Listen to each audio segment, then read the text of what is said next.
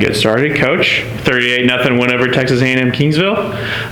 Just talk about your team's performance and how they played. Well, I was really excited about it. We were pleased with both phases, offense and defense, and then I thought special teams were really good. We did get the field goal blocked right before half. That's something we got to get fixed. But overall on special teams, I thought we really played well, and that kind of set the tone. Blocking a punt right away and getting that started. Our first score out of that was something that was huge, and just got the momentum going. I thought, offensively we did what we had to do to win a football game. I mean, we threw the ball quite a bit, but that was kind of by design going into it for what they do, against the run and the pass. But I thought defensively, obviously played very well. Continued to do the things we need to do to win. We tackled well against a good football team, a team that was scary. Watch them on film and how they run the football. So excited about that part of it, and getting that win and moving on to the next one is something big. But yeah, it was a good weekend, and I'm really excited about how we were playing.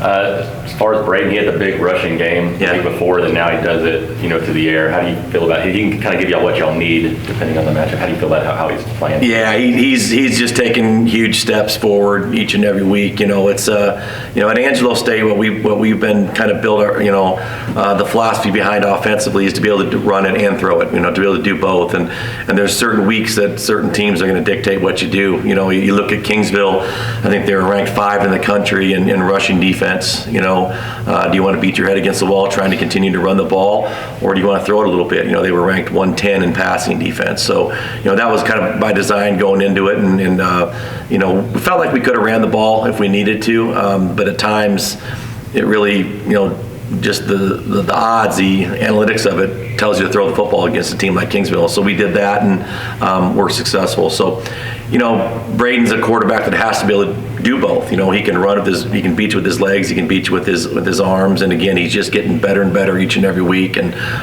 excited about where his progress is and where it can get to.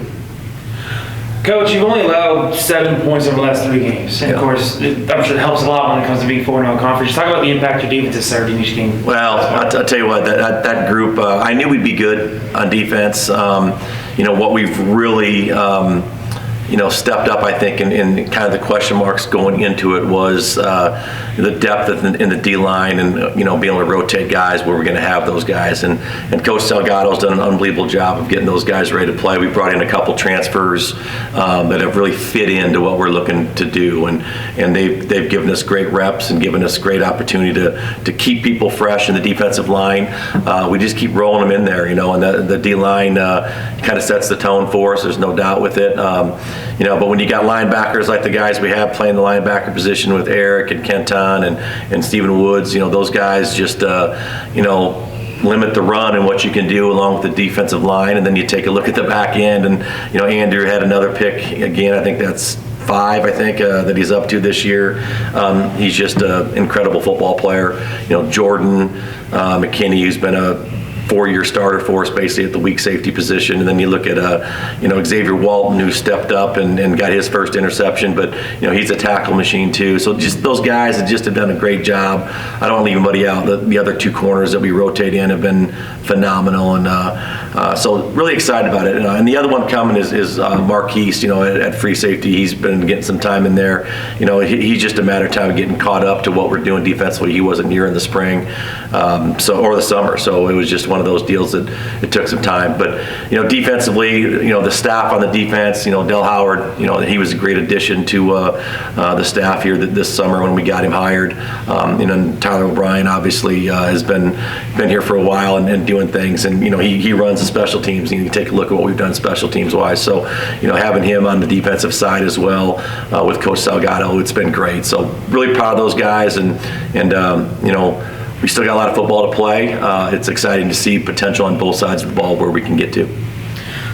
With as a profile game that this was kind of seen throughout the conference, entering the weekend, now you have a win that you have 30-0, very big importance. How do you kind of keep the team going Yeah. into next week without maybe overlooking these future games leading to maybe like a Central Washington or something like that? Sure. Well, reminders, you know what I mean? I mean, we lost 3 games in conference last year, that actually 2 games in conference last year, but it's, you can sneak up on you. These games can. If you don't play well in the Lone Star each and every week, you're going to lose football games. And so it's about preparation for it, leading up to the game. What are we doing today through Thursday, through Friday to get ready to play? So that's where it's won and lost. It really is in your preparation. So, staying focused with these guys, making sure they understand the importance of being 1-0 each and every week and how we do things. And hopefully, it sounds like Wednesday or Thursday we'll get to break the heat here a little bit, and it won't be 95 again, but we can hopefully get some help there, but continue to keep them healthy and practice. But, make sure they understand that this conference is loaded with talent, and, talent can beat you if you're not playing well.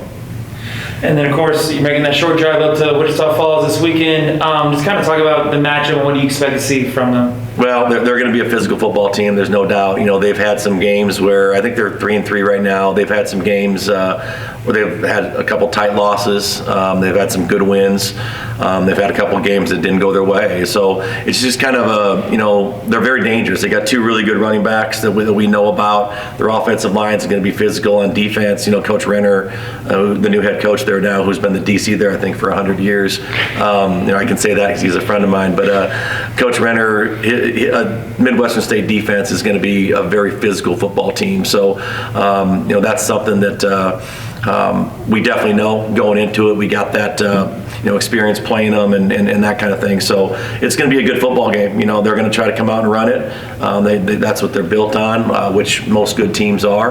But they have the capabilities of throwing it as well. So lining up and just playing our game, making them defend us and what we do as well. And it should be a good one. Thank you, Coach. Thanks, guys. Appreciate it.